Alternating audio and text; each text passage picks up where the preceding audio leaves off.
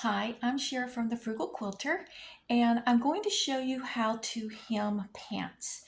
I have here, I think it's 5 pair of pants for one of my granddaughters, and I'm going to be hemming them for her. And they're different types of pants, so they will need to be approached differently. Um, it's very interesting when you're working with children. The first thing you have to do before you hem pants is you want to go ahead and wash and dry the item. That way, if there's any shrinkage that's going to occur, especially with 100% cotton pants, you'll want to do that because you don't want to hem them and get them the right length. And then once they're washed and dried, they shrink up and then they're too short. So that's the first thing you want to do. Um, the next thing you're going to want to do is the individual that you're going to be hemming for, they need to put them on, especially if it's children. Now, if it's like um, PJs or something for an adult, to be perfectly honest, they can hold them up to themselves and that should be adequate. But when it comes to children, they need to put them on. And when it comes to children, it can get pretty entertaining. My granddaughter, she had the wiggles, let me tell you. I hope these pants end up the proper length. I'm kind of concerned because I know my daughter spent good money on these clothes. I hope grandma does not ruin the length. But my granddaughter, she definitely had the wiggles, but you will want the person to put their pants on and to put them on themselves where they're going to be wearing them. You know, they're going to be wearing them up high or lower, wherever. Let them put them on so that the waistband is where they're going to be worn. And then they need to stand straight with their legs straight, their feet flat on the floor, their legs. My granddaughter, she would, oh my goodness, she would put one leg out, she'd bend the other at the knee, she had her ankle like she was like on the side of her foot. We really had a hard time trying to get her feet flat. She was all over the place. I mean, she stood right there, she didn't go anywhere, but her legs, she had to keep moving. So I even at one point I brought with me to my daughter's house. Um, I had marking pencils, pencils that are actually chalk. I had marking pencils. I had a sharpener for the marking pencils. Um, I had quilter's pens that I used, and I had a tape measure. And so I gave her the bag with some of the things in it, hoping that would occupy her. She could still manage to keep moving while messing with the contents of the bags. So this is going to be very interesting. Hopefully, I'll remember. Maybe I can report back to you at a later date and tell you um, if my hemming was an epic success. I certainly hope it's not a fail. But anyways, that's what I'm going to be doing, and that's how you start. You have them put the pants on. They need to stand up straight. The pants need to be situated on their body where they're going to want to wear them. And there's a number of different ways that you can approach determining how to calculate where you need to cut off excess fabric, or maybe in some instances you don't need to cut off at all. Okay, here we are with some of the pants here. I have 3 pair of blue jeans. These right here are the exact same size. Now, when you're going to do this, don't assume, and I pointed this out to my daughter while I was at her home, and I think she was a little bit surprised. She was like, well, these are the exact same size. That doesn't mean they are the exact same length. Manufacturers, you know, when the seamstresses sew them up, they don't necessarily sew them up exactly the same. These 2 pair right here, they're the exact same size, exact same everything, but one of them has legs that is half an inch longer than the other pair of pants. So if they were the exact same length, I could cut off the amount for this and then take it over to the other pair of pants and use it as a guide and cut off from there. but under the circumstances, I'm actually going to have to line it up from the inseam and from the outer seam to get the right length, because I only measured one of these. She had the wiggles so bad, and we just did this one pair since these pants were made the exact same, and she'll be putting them up on her waist the exact same way. I don't know if that made any sense. I'll try to explain better as I go along.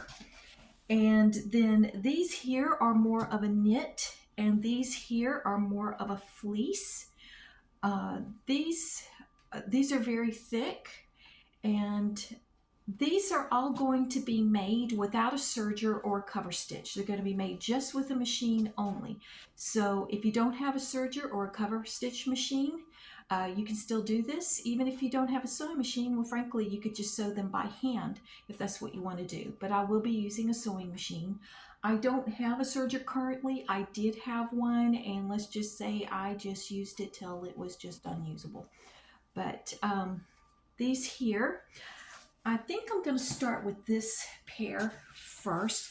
Now, what I typically do, and I may be doing that here as well, I like to go ahead when I'm hemming like this, and I go ahead and I get them all prepared with the lengths cut off. Now this particular pair right here, I won't be cutting any length at all because it's so little that needs to be hemmed.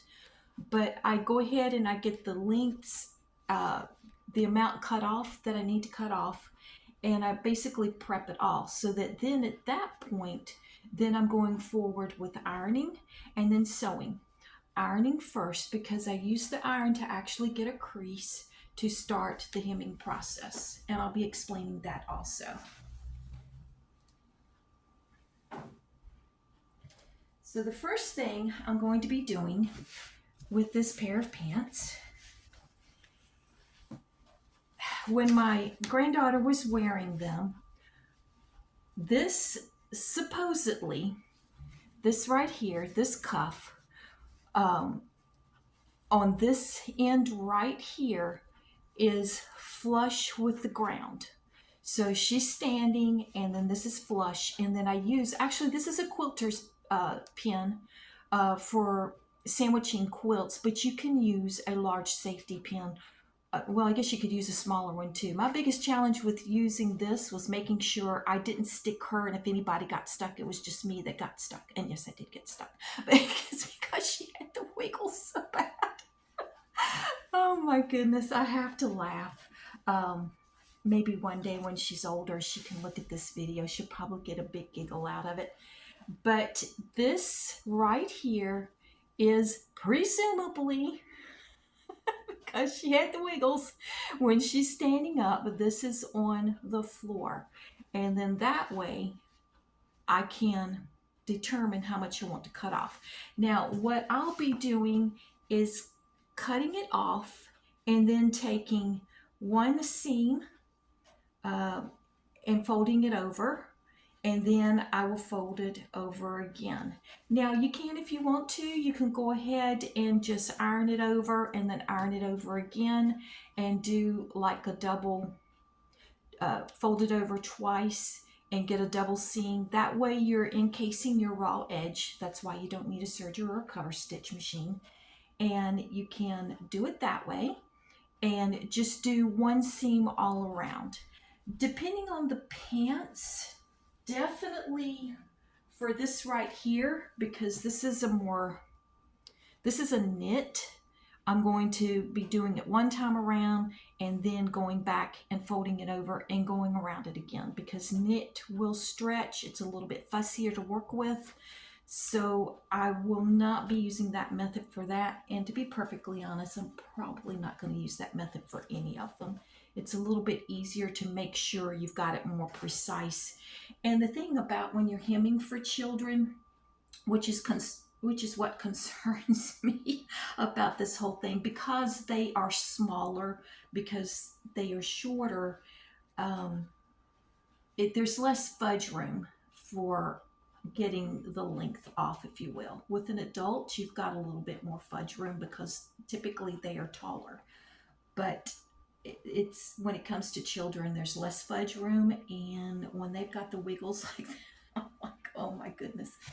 Um, and also this one here, I would most definitely, oh, that's pretty. I didn't notice that. I didn't notice when she had those on. This got, had some embroidery on it there. Anyways, I just noticed it. And also with this, because it's thicker, um, I'll be doing most definitely the same thing once I get this lined up. I will turn it over and go around it and then turn it over again. Now these are our sweats materials. I will not be ironing this. You can a little bit if you want to, but you have to be careful when you're dealing with fleece that you don't melt it. I don't think I'll be ironing it. Possibly maybe a little bit of light pressing, but probably not. I'm probably just going to turn it over, uh, stitch it all the way around, and then turn it over one more time and stitch it all around.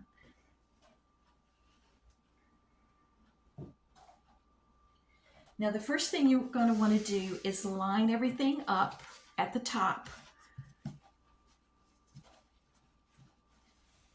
You want to get all the wrinkles out so that everything is lined up good. Check the inside. You want your seam here, your inner leg. You want everything lined up.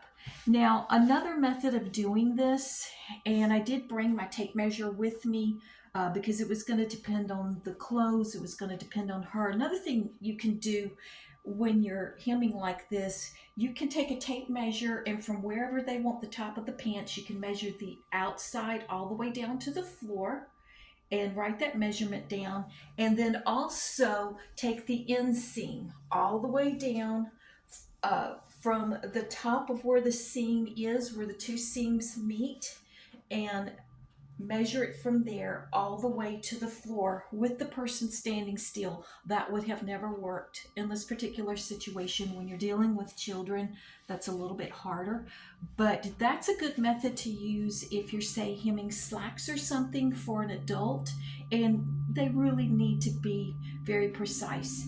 And if you're doing that, if you're hemming slacks or something like that for an adult and it needs to be very precise, they also need to put on the shoes that they're going to be wearing when they wear those pants. Because if you're doing slacks and they're wearing heels or a wedge, or if they're going in flats or whatever, it can make a difference as to where they might want the length on them. Now this here, I'm going to check over on this side too, making sure it's flat. This is the side that I have it. I'm checking up here again, making sure everything is straight. This is the side that I have pinned. Now the other side could potentially be off and not be straight. I think it's probably straight with these kind of pants, with the jeans. They've got a little bit of stretch to them. And this is probably already lined up straight, but I'm going to be checking it. Now, this is where it's really helpful in this particular set of circumstances to have a quilter's mat or a cutting mat. I'm going to be lining up the top of the pants here. Let me turn this just a little bit. I'm going to be lining it up with the grid and getting it as straight as possible. It's not going to be perfectly straight because of the way pants are made to fit your body, but I'm going to be looking at it and getting it straight, and also the grid down the side. You want it straight. Again, it's not going to be a straight line. It's not going to be perfect, but it can help assist you with this process of getting it straight. So I'm looking here, and then that's all the way down to there. And you can possibly see, let me look here, let me show you this here. Maybe you can see where, because the pants go in, you see the line. Your goal is for where it's supposed to be straight down here at the bottom of the line and match up with the top of the line at the top. Can't see where I've got the camera pointing. Hopefully you understand what I'm talking about there. Okay, I'm going to get a marking pencil here. I want to sharpen it just slightly. I'm using white so it will show up.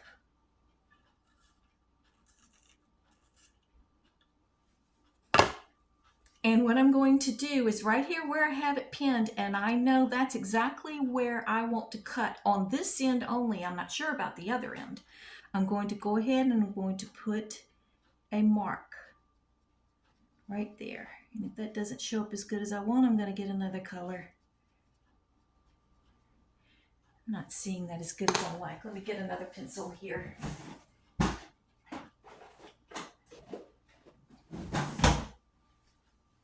Maybe the pink will be a little bit better, I think.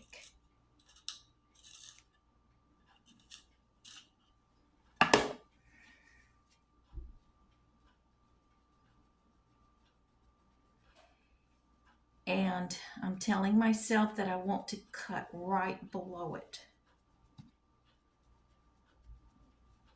Now that's a mark on this end, but I'm going to want to transfer that mark to the other end. But I've got it secured here with this. I'm also going to use a pen. It's not going to matter because it's going to be hemmed in it. So that way if the chalk comes out a little bit, the pen shows up a whole lot better. But if you have something that you don't want to use a pen on, use a proper marking pen, chalk something to make sure you don't lose that mark there.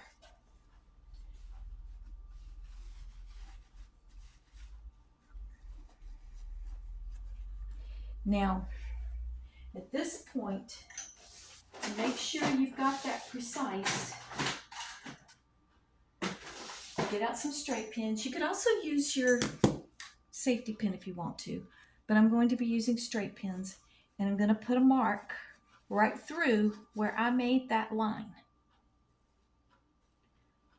Right on it, and I'll see it right here. It'll be through on the other side there, and then I can see exactly where it is. Now I'm going to transfer to this side because I really don't want to get off of this mark because my granddaughter was so wiggly. I've got to really try to be as close to this as possible.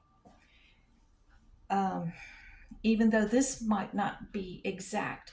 Obviously, after these are made, and then my granddaughter will try them on, I won't want to see them on her if my daughter has time. Now, if my daughter doesn't have time, I'll be like, okay, try them on them and see what you think.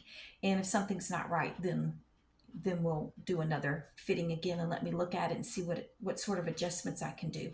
But the thing about once you cut this fabric off, yeah, you could put it back on, but it won't be the same. So you want to be careful about making sure you don't accidentally go above where you put your marking. If anything, you want to go just a hair below that mark, not above it. Now I'm going to get a ruler here. This is, of course, a quilter's related type ruler. You can use it for anything else as well. But here we are. Again, I want to have this lined up. And then I'm going to be placing, again, we've got grids on here. So I want to make sure it's lined up. I'm looking at the bottom here. I want it straight with the grid, the bottom. I want the side to be lined up as good as possible. And then I'm going to make, and with everything being, check again, make sure that everything is smooth. The reason why I'm being very careful, like I said, there's not a lot of wiggle room with children, and she already had the wiggles. So, it's like I'm kind of wondering, what if this isn't right? What if it's a little bit long? What if it's a little bit short? Now, if it's a little bit long, I can readjust it. I can rehem it. I can do some more work on it. But if this line is a little bit short, it becomes a different ball game. Oh my. That would have been interesting to have caught some of that on camera. But anyway, she was having fun. And frankly, I was too. It's just that I'm nervous about ruining her pants. But once you get everything straight and lined up, then you can take a ruler. And at this point, and I'm going to go ahead and I am going to use a pen if it shows up. It did on the other side. Because again, this is going to be cut.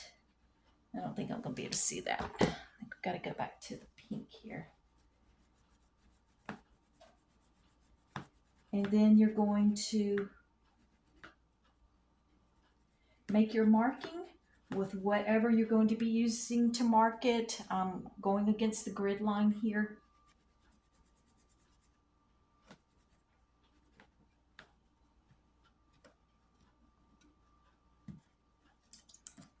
Now I'm removing the pen. Remember, I already have the marking on the other side. So if for some reason, for whatever reason, I did something strange and messed it all up, it's already marked on the underside, so I can find where that marking was made. And let's see. Okay, the ink actually showed up kind of good. Now I'm going to go back over it with the ink. This will be inside the seam, and this marking pen, this ink, will not show up at all. And again, it depends on what you're working with. I mean, if you're working with something like white, where you have to possibly worry about the ink bleeding onto it, you would never want to do this. You would want to stick strictly with chalk or marking pens. This right here is a Clover water-soluble pencil. And what it means by water-soluble is it'll just wash right out. It will not stain anything. It won't bleed into anything. It won't cause you any problems. But on a pair of denim jeans like this is fine. Now, I don't know if you can see this. Don't know if it's showing up on camera, if you can see the mark that I made across there. I did it at first in chalk, but the ink is showing up better. Now, the next thing I'm going to be doing is cutting it. Now, you can do one of two things. You can use a rotary cutter, or you can use scissors. I have my Guggenhein scissors here, and I'm actually going to be using this because if I was to do a rotary cutter through that, I don't think the rotary cutter would go through all the layers, but I'm going to see if I can cut through all four. If you can't, you can't. What I'm going to do though is I'm going to pin this to keep the fabric stable so that it doesn't shift. And if I can't do all four layers, this is denim after all, I'll just do one and then lay it on top of the other. So we'll see here. I love these scissors. If you saw my video about my favorite quilting tools, this is actually more for dressmaking, but these are the most phenomenal scissors in the world. And there we have it. It's cut off.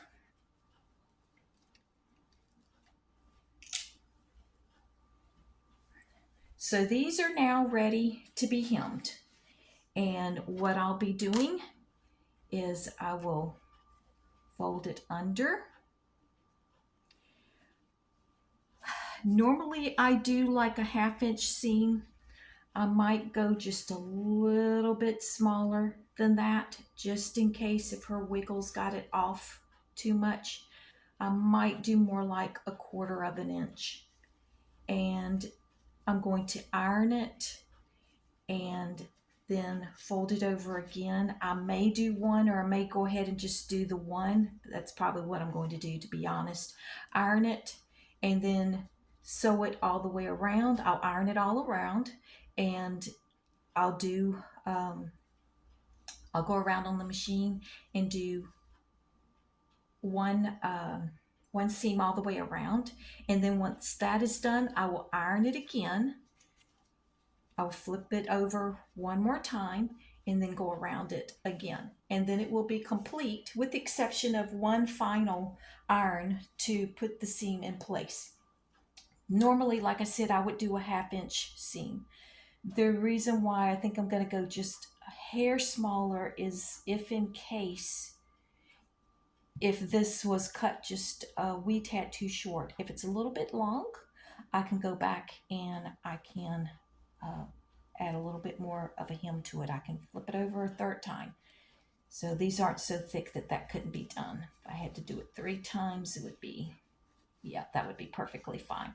For thick pants, you're not going to be able to do that, or I wouldn't recommend doing that. This here, the fabric is so thick, I would not want to do, I would not want to turn that hem over 3 times. For this, I'll do it once I cut it off, and then I'll do it again, and that'll be fine. But these are for at home. So if these are off a little bit and if they were too long and I needed to go another third time, it would be really thick. But since these are for at home, even if it's not quite right, it's probably okay if it's just a hair too long.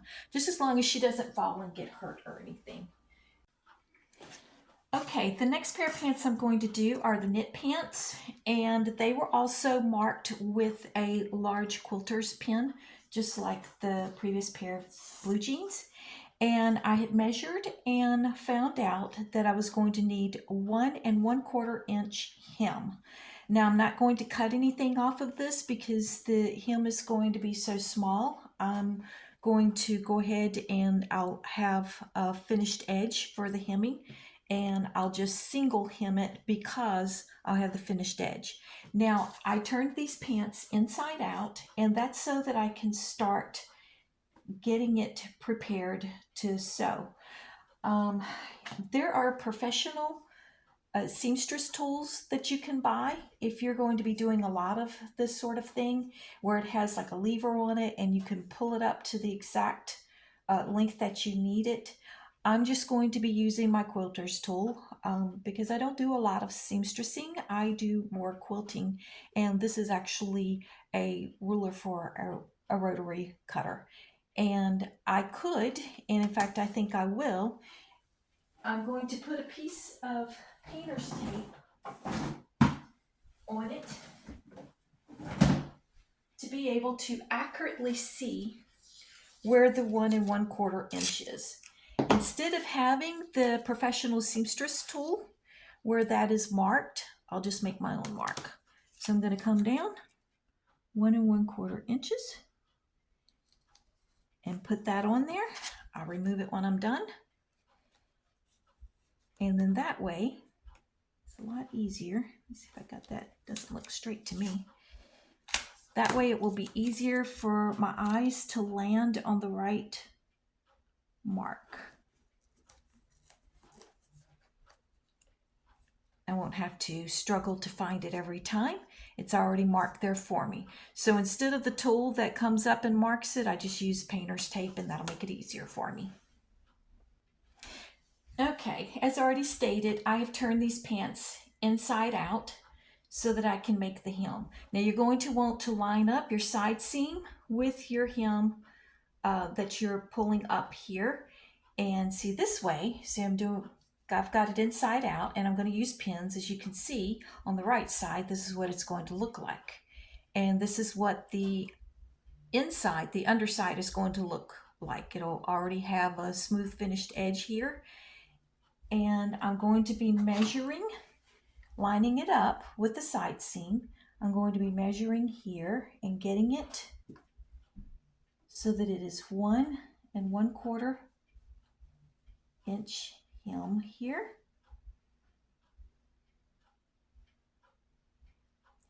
And then I'm going to take a straight pin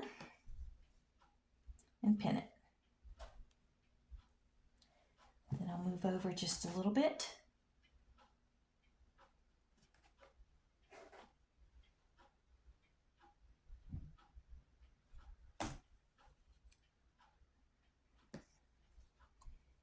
And do the same thing. I'll do this all the way around on both of these pants.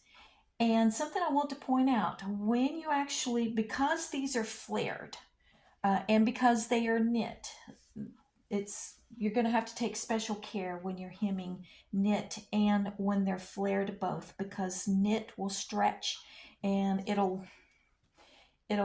get out of shape on you if you aren't careful. There are special needles that you can use for sewing on knit, and that'll help somewhat, but you're just going to have to go slower with it than you would, say, a pair of jeans or cotton or denim. So just go slow with it, and because they're flared, there's going to be more of a width at the bottom, and you're going to be folding it up, and it's going to be too much width. So you're going to have to take little teeny tiny tucks as you sew. As you go around, and then once you get a little bit of excess fabric again, just take a little teeny tiny tuck. Now the tuck will be on the hem itself, and you won't see it on this side. Just take it just on the piece that you're going to be hemming up. And that's how you work with knits and with flares. Now I'm coming around to the other seam here, the side seam on the pants. And again, you're going to want to line the seam up with the seam. I don't know if you can see that there. Here's the side seam, and I'm going to want to line it up. Side seam coming all the way down. Going to want to line it up with the side seam.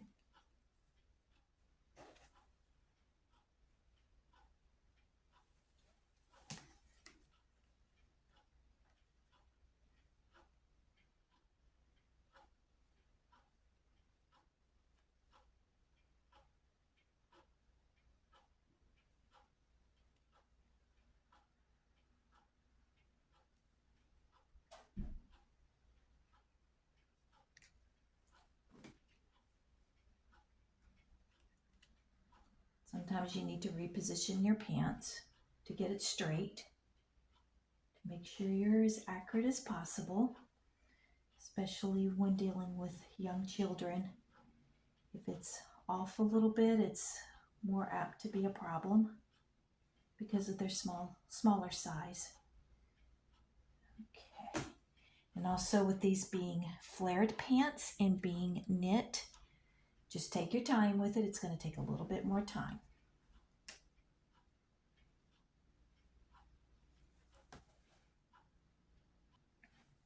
Okay, one of the legs of these knitted pants is pinned. And I'll be doing the exact same thing to the other leg. And the other, let's see, the other pair of pants, I'm probably not going to show you I'm not going to show you this right here, cutting this off, because it's actually the exact same process as the denim pair that I just did. When I get to these, I will show you this, because I'm going to be taking one pair of pants and transferring it over to the second pair of pants to get the exact same length, and I will show you that process. I hope this video isn't getting too long. You guys can let me know in the comments if you would prefer for me to take something like this and break it down into a shorter version video, like in several parts instead of one video. So just let me know, because I'm not sure what people like in general. When I look on YouTube, I see all sorts of things, and I really don't know what the preference is. And it probably depends on each audience. So what does my audience prefer? Do you prefer shorter videos and just break it down and have like parts 1, 2, 3, whatever? Or if you want one big long video where you've got the whole information in one, just let me know. Another thing that you can do when you're making, when you're hemming pants like this, you can do what I call fixing the imperfections of the previous seamstress, the person who actually made the pants to begin with. This is not uncommon to need to be done, and especially with knits, when they're making knit pants, it is a more challenging fabric. I have finished putting the hems, marking them with the pins where I want to sew it, and I've lined it all back up together. And what you will notice here is that this, I don't know if you can tell, seems to be shorter than this here and this here. So I need to recheck it. Is it my imperfection, or was it the imperfection of the previous seamstress? And it was the imperfection of the previous seamstress. So I'm going to come along and make sure that I have everything straight as far as what I need to do, making this hem a 1 1/4 inch hem. And everything has panned out correct with these hems. Double checking here. This one here is a little bit.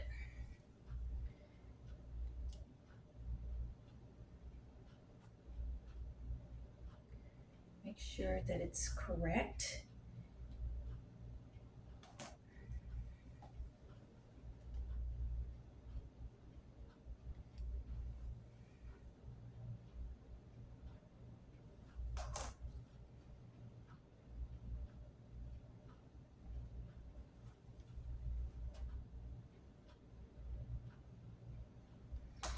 Okay, let's line it back up again.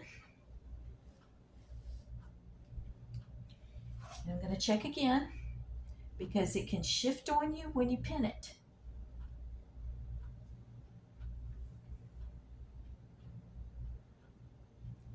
Make sure it's correct.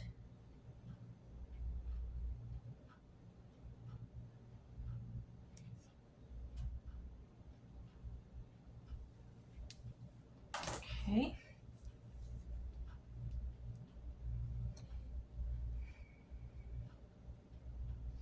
Now this here is, it's like the previous seamstress went up a little bit too high on that side. I'm going to make sure it's not my mistake.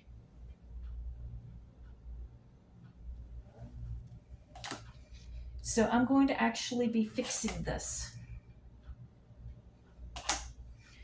So I'm going to slide it down a little bit to make it even with the other side.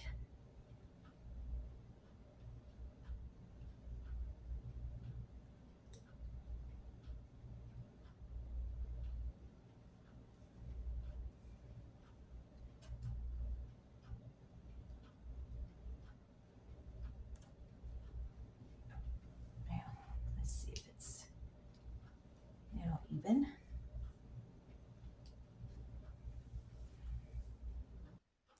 Okay, that one side I needed to pull it down a little bit to make it level with the other side and the other leg. And now this leg, I actually need to make this part of the hem a little bit higher because it also was not in line, but just by a little bit. Let's see if I can get it all evened up there. You won't have as much trouble as this with, like I said, denim, cotton, but knits are difficult to work with, and whoever made these pants was having a little bit of trouble there. Let's see, I believe that's about right. Hi guys, I'm just popping in to say I think I'm going to end this video here at this point. It's really getting quite too long. Part 2 will be actually sewing the pants themselves, how that process goes. And I hope that this has been helpful to you thus far, and I'll see you in the next one. Thank you. Bye-bye.